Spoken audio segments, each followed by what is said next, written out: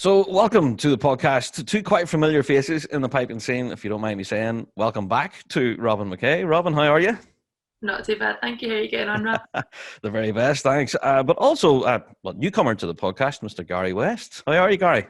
I'm very well. Thank you for the invitation. You're very welcome. Now, the reason we have you both on the podcast this week is because we want to talk about the Gordon Duncan Memorial Trust. Now, for a lot of folk living internationally may not be aware of what the Memorial Trust is and what they do. But of course, here in the UK, we know everything about the trust. So, Gary, I'll throw the question to you first of all then. Can you tell us about the Gordon Duncan Memorial Trust? How did it all get started? Yes, certainly. So, after Gordon died very tragically, sadly, in 2005, after the dust settled a wee bit, and I know his family were very keen to start something in Gordon's name that I suppose kept his music alive, although that wasn't too hard, and that was never going to be too hard. But that gave something back, really, into the traditional music community generally, and piping, obviously, as part of that. So they got in touch. I was a friend of Gordon. I grew up with Gordon. We went to school together. So they kind of pulled a wee group of people who knew Gordon. And we formed the trust and set it all up officially as a charitable trust and so on. And we set about trying to decide what to do. You know, we knew we wanted to do something that would raise money and invest that money back into traditional music and piping specifically.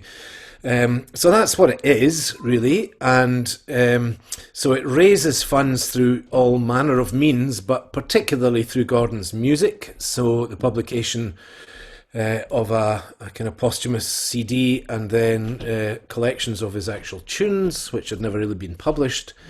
And those, I suppose, are some of the key fundraising efforts. And also, we haven't done one for a while now, but we had about half a dozen big concerts in Perth, starting in 2007, if I remember correctly, so a couple of years after he died. And then we take donations and so on. But all of that money is then reinvested through various ways, and it's all about really. There's various official purposes of the charity. One is to support young musicians under the age of 30, and that's done through, there's an open grant system that's open all the year round, as it were. And then composition is another thing. Obviously, Gordon was known for being a great composer, so encouraging new composition. And generally supporting excellence, I suppose. I think that's the word we use in traditional music. It's been going however long that is now. That's 14 years or so. Oh, is it that long? Yeah, wow. So, and we're very proud of how much money we've managed to give out, and how many people and organisations have been supported through it. All in Gordon's name. That's what the trust does. Yeah, that's fantastic, honestly. And even from my own perspective, I kind of fell in with the trust initially with the National Treasure concerts that you mentioned, because I remember seeing the announcement for the first one and the lineup. I was like, oh my God, that looks amazing. And I really want to go to that. And then every concert after that was just the same. So those were kind of just to raise funds for the trust and everything then, Gary, yeah? Well, partly to raise funds, and partly just to kind of have a big annual do where we could celebrate Gordon and his music, And in the end, they're expensive things to put on in a big concert hall, although the Perth Concert Hall was excellent in giving us mates rates and all the rest of it. And all the artists always, as you said, they were fantastic lineups and very international lineups, and everybody did everything for expenses only, but they still didn't make a huge amount of money. So they ended up being more kind of celebratory than fundraising based. Yeah. Which I suppose is why we haven't done one for a while, although it's maybe coming around to time to do another one, but there's plenty other things going, on the go all the time, in Gordon's name. But they were, looking back now, they were great nights. The first one, I think it was 2007. it was a very emotional night, as you would imagine, and very mixed emotions, you know. But and I was one of the sort of presenters, compares, and I was very close to losing it a couple of times, I have to say. But you know, everyone was in it together. There was a lot of tears and a lot of laughter that night, and it was almost it was something we had to do. I think, you know, almost cathartic or whatever you would say. But that, you know, typical Scots, you know, you don't let your emotions out, but there was a lot of emotion that night, certainly. Yeah. That's it. And I think for all of the concerts then thereafter, I think we're all very much of a similar irk, if you know what I mean. Like, the music was incredible, but emotions were high as well, you know. So yeah, that's absolutely fantastic. And for folk who are interested, you can go and look. There are little clips of it here and there available online and through the website as well. I've spent hours just watching the video clips. So Yeah. there you go. Yeah. So, Robyn, I want to bring you in at this point. You were actually a beneficiary of the Memorial Trust. Do you want to tell us about this and why you reached out to the Trust then for assistance? Yeah, so I heard about the Trust, and I was actually lucky enough to gain a position to study abroad at the Cape Breton University in Nova Scotia. So as it was abroad and wasn't part of the Erasmus programme, which a lot of universities offer, there was a significant cost to get tuition over there, and obviously flights and accommodation and like everything, it all adds up, and it definitely wasn't cheap. So I was looking around for kind of different funding and ways that I could make the ends meet. So it was, and I knew about the Gordon Duncan Trust because I'm quite close to the Duncan family, and I approached them and submitted an application to study abroad. And the reason that I wanted to go study abroad is because Cape Breton has such a wealth of Scottish culture and music. And it's not just a wee island that loves Scotland. They say it's like one of the last surviving roots of what Scottish music was like before it all got standardised and stuff. So it really is such a beautiful place. And there's loads of people that speak, well, Gaelic, but they call it Gaelic. And there's pipes and fiddles and step dancing. And at the time I was going to the Kelvin Grove Dancers, which is a small step dance group in Scotland that really try and push the step dancing tradition, and Cape Breton is pretty much the holy grail for it. So that's why I wanted to go over there. So with the Gordon Duncan Memorial Trust's help, I managed to go over there and do a semester abroad, and I can honestly say that it was one of the best experiences of my entire life. And I actually met Gary when I was out there. And because it was over the Celtic Colours Festival, which is like the Celtic connections of anywhere else in the world, pretty much. So it was quite an amazing experience, and it was really cool to see Gary and a lot of other familiar faces when I was out there. There you go. So, Gary, you were just out playing, were you? Because you're very much a touring musician, you know. So, is that just what you were at out there? Yeah. Well, I wasn't. I was. It happened. It was quite a stroke of luck on my part that I was invited out to the Cape Breton University to take part in a conference and give a keynote lecture and so on. And it just happened to be when Celtic Colours were on. And that's one of the main reasons I thought, yeah, I'll accept this invitation. That sounds good. And Robyn was the perfect host, I have to say. She looked after us all and took us places and made sure we had enough drink and all the rest of it. Sorry, I didn't mean that. It made sure we were comfortable everywhere we went. Yes. And so I did play a kind of gate crashed a gig when I was out there at Gaelic College. It was Shaitan who were playing, Finn Moore and all these guys who I actually used to play with when they were a bigger 8-piece thing. They're now a sort of quartet, but so I remembered some of the tunes. So I gate crashed one of their gigs. So I did a little bit of playing, but I was mainly lecturing. Yeah. Go. But it sounds like all sorts of crack now, to be honest. Yeah. It was. Yeah. So, Robyn, can I ask then about the whole application process? Because folk out there who could be listening to this now could be thinking and scratching their heads thinking, I could maybe, use the help of the trust here, so how can folks go about applying? What does that whole process involve? Well, it's simple as going on the website and filling out the application form. That's really it. But I would recommend saying why you want to go, because not why you want to go, why you're applying, obviously, and how it would benefit you. Because, like I said, I couldn't go without the funding to get there. And it really was such an incredible experience, and it was to forward my education as a piper and a musician as a whole. It wasn't just to go for a jolly, so if that's what you're looking for, you're applying for the wrong thing, I'm afraid. But if it's to further your education as a musician, or even give you the opportunity for an experience that you wouldn't otherwise be able to do, and you feel as though that the Gordon Duncan experience would help you as a person, and not just as a musician as well, but if you feel as though this could benefit you and would also like kind of continue Gordon's sorry, I'm losing my words here.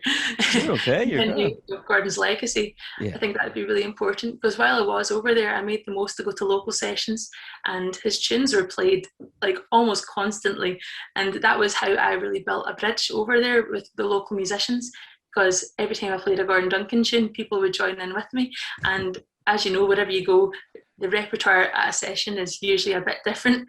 So I feel as though that would definitely bridge the gap. And I just think it's absolutely incredible how his legacy, and I never actually even got the opportunity to meet Gordon, but he is still helping me and helping loads of other musicians worldwide to connect. And I think that's really special. Oh, for sure, Robyn, I have to agree. And if anything, the late great Gordon Duncan was well travelled himself, travelling to Brittany, I don't know how many times. And yes, I have to agree, like even here in Northern Ireland, you can't go to a session at all without hearing at least half a dozen Gordon tunes, So, Gary, with that being said, you guys are helping musicians in Scotland, and that's the focus, really. But you are helping folk to, branch out and possibly travel with their music as well. Yeah, absolutely. So, as I said, and as Robyn was explaining there's the kind of the sort of open fund, as it were, where you can just go on the website, find the application form. It's fairly straightforward. We try and make it, not one of these horrendous application forms that people take one look at and then decide it's not worth it. Fairly simple, a statement of who you are, what you've done. How what you want the money for, obviously, and a couple of references from tutors or whatever. So we keep it fairly straightforward, and there's a kind of individual one for specific people, and there's a group one or an organisation one. So we've helped a lot of pipe bands, for example, who are looking to get in an extra tutor or run a sort of residential weekend or what, or help with uniforms or instruments or whatever. So, and then travel is obviously a thing that people, well, pre-pandemic at least, people were very keen to do. And as you say, Gordon did a lot of that himself. So yeah, people like Robyn herself, who obviously used it for a major bit of travel or residential time overseas. And it's great when people like Robyn then feedback, and let us know how they get on and give us a statement or whatever that we can then help to show the next group of people that this is there. Because it is, I suppose we live in an information age when there's a huge information overload, and sometimes just getting the message out that this exists is quite tricky, I think we're more switched on now. We've kind of got someone who's much better at helping out with the social media side of things and so on. Yeah, a young person. So I think, the message is getting out there. Although having said that, we've no shortage of people asking. And then through the pandemic, we realised quite early on that a lot of musicians, like other self-employed people, were going to be really struggling, that all their higher income would just be shut off, overnight almost. So we were keen to help with that specifically. So we set up a thing called the 2020, last year, now 2021 Performance Awards. So basically people can apply, and the deal is that they record themselves, video themselves playing a Gordon Duncan tune, or if they're a singer, just singing something. We give them money, basically. So it's like a quick mini gig, and then we put that video up on our website.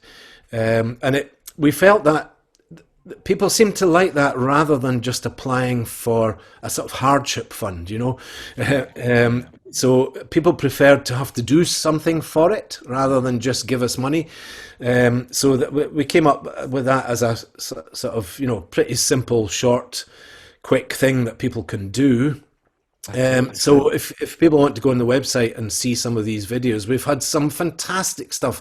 And by no means, I shouldn't stress enough, I can't stress enough that this isn't just about piping, because Gordon, of course, his influence went far beyond that. So we've got people playing saxophone and fiddle and singing, and it's quite a mixed genre of stuff we've got in, but all very, very good. And so yeah, that's been something we've been able to do, during the hardships of the lockdown, which has been nice.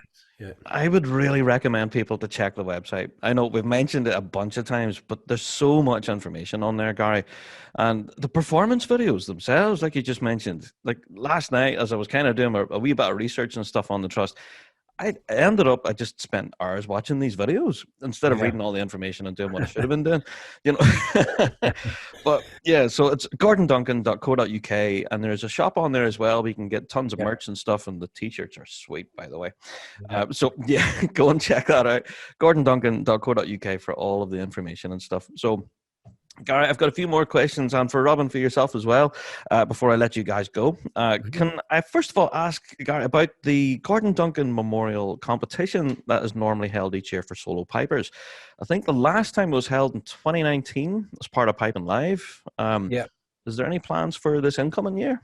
Yeah. The plan at the moment is for that to go ahead. So as people may well know, the plan for Piping Live this year is to go ahead as far as possible. Everything or most stuff in the Piping Centre, National Piping Centre in Glasgow, for it to be live streamed. And if there's a live audience in the room allowed, then so much the better, sort of thing, So they're kind of covering all bases. So certainly on the second Sunday, which is, the 15th of August, I think, the Gordon Duncan Memorial Competition will take place. And the idea for that competition, so you mentioned Lorient Brittany earlier there, Rab. So Gordon was a great fan of Brittany, and they're always a great fan of his.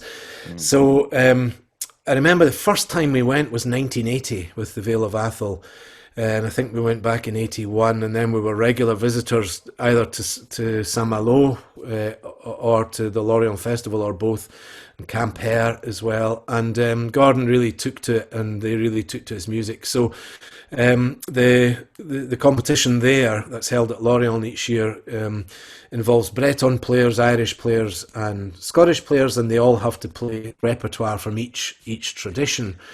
So that's the kind of model that's been borrowed for the Gordon Memorial Competition in Glasgow.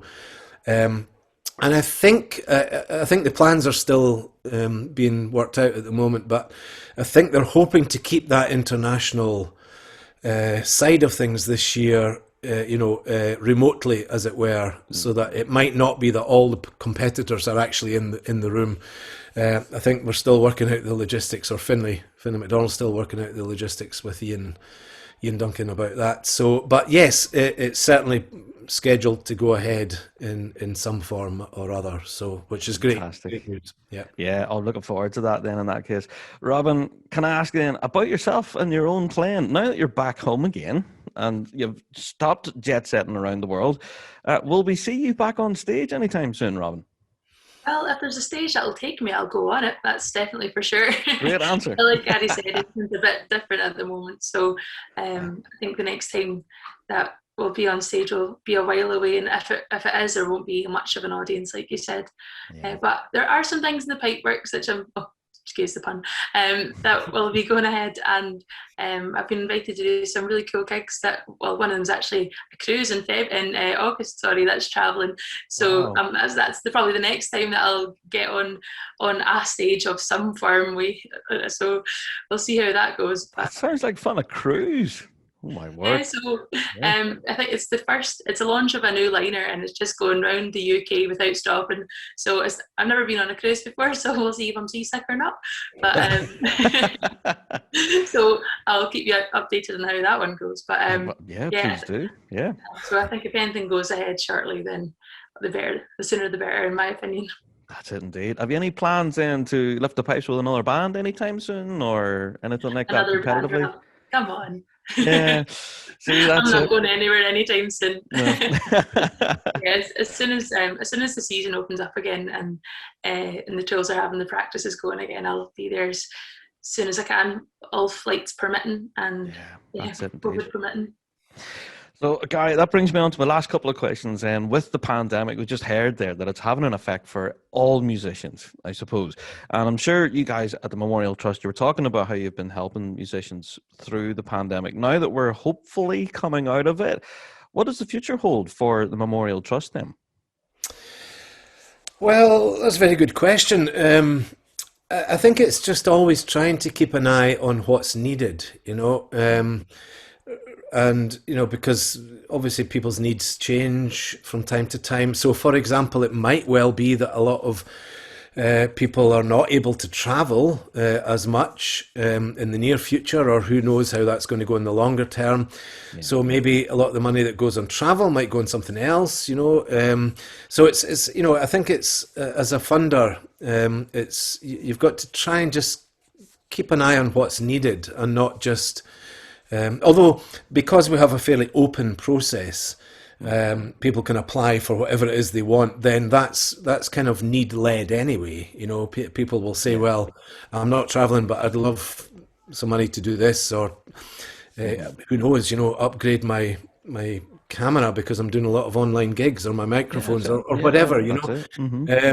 So, and I think we're discovering that that we, as we suspected, there's no need to keep Gordon's music alive because it's out there and it always will be. I think that's not an issue at all. And now that most of his tunes Ian, I think, is still finding, tunes scribbled on backs of envelopes and stuff like that Gordon's written at some point. But most of his tunes certainly are now out there. So it's just a case of, I suppose, keeping thinking about how we can raise money, and then indeed how best to spend it. And we've I think coming up at Piping Live, probably at the Gordon Memorial competition, we're hoping we'll have an announcement of having reached quite a big milestone about how much money we've actually given out. But Wow.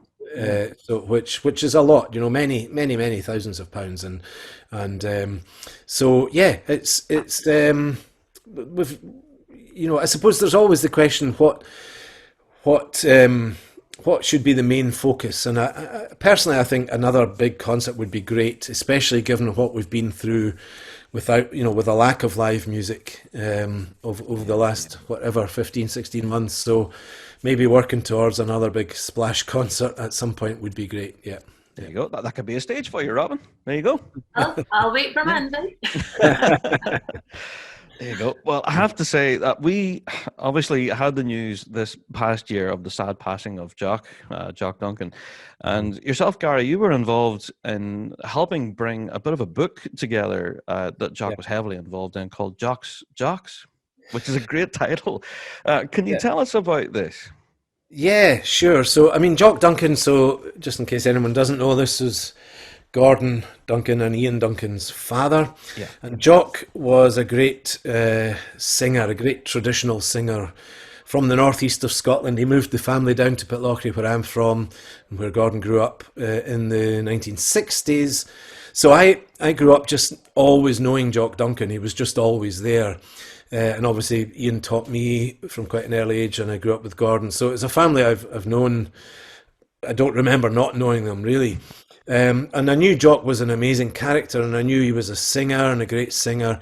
But what I didn't know, and nobody knew really, was that he had spent well over 50 years collecting the memories of First World War veterans of Scottish soldiers, mainly the Northeast where he came from, so mainly Gordon Highlanders, but also Black Watch, and I think it was 16 regiments actually represented in the 59 men he interviewed. And he started as a boy, really, in his teens, and was still interviewing in the 1980s, and he sat and transcribed every single word in the language they spoke, so he's done it in dialect. Yeah. And he, you know, it was a lifetime's work almost. And I remember very specifically, I was at the Glenfiddich Championship covering it for the BBC, maybe I'd say 5-6 years ago, and Ian said, "Oh, my dad said he wanted you to have a copy of this," and it was a big fat envelope full of typescript. Yeah. I just opened it up, and I was just hooked. The very first thing I read, I just opened it randomly, and there was this old boy saying, in 1914 we went out to meet the Germans in no man's land. Christmas Day 1914. We got on great. We swapped presents and fags. I gave a lad a tin of McConaughey's, which was the British Army soup or stew, and he gave me a brown loaf, but I didn't care for it. And then both sides took the opportunity to bury all the dead bodies. You know, it was like this stuff you've seen in films, the truce, this, you know, Jock had all of this and so much more. So I made it my mission to try and help get it published. So I did some editing, found some publishers, I wrote an introduction and so on. But it was all there. Jock had done it all. Yeah. And so we got the book out. Where are we now? 2 years ago. So Jocks being the kind of universal name for the Scottish soldier. I was pleased when I woke up one night, thought, Jocks, that's the name, it's got to be the name. And it stuck. And I was delighted that Jock lived a lot. You know, obviously Jock he was 95 when he died, and he was over 90 when I first started that project. So, you know, I always knew, well, I must get this done before Jock passes on. And we made it by a few months, I suppose, or a year or whatever. So he was able to see it. And I also wrote a musical play about it, which we were touring around Scotland a little bit before the lockdown, also called Jocks, which is basically just a chance for four guys to sit around a table, drink whiskey and read out the stories. You know, when I say I play and sing some songs and play some tunes, so it's good, nice work if you can get it. But So I was going to say, I was actually listening to it on SoundCloud. It's available on SoundCloud, and it just sounds like the best crack. You're all just sitting around drinking. So I will have a song, lads, right? It's fantastic. It is good crack. It is good crack, I have to say. Yeah. So, of course, for all of this, the entire discussion, it's all under the umbrella of the Gordon Duncan Memorial Trust website. And that's where we're going to want to direct folks to it. gordonduncan.co.uk, that's where you go. So where all your information's up there. And if you have any questions at all, of course, you can send them in to us here in the Rab Show, and we'll do our best to kind of direct you. So, guys, I have to say, both to Robyn and Gary, thank you both so much for joining us here on the podcast. And we wish you every success for the future. Yeah. Thanks for having us. All the best. Thank you. Take Cheers. care.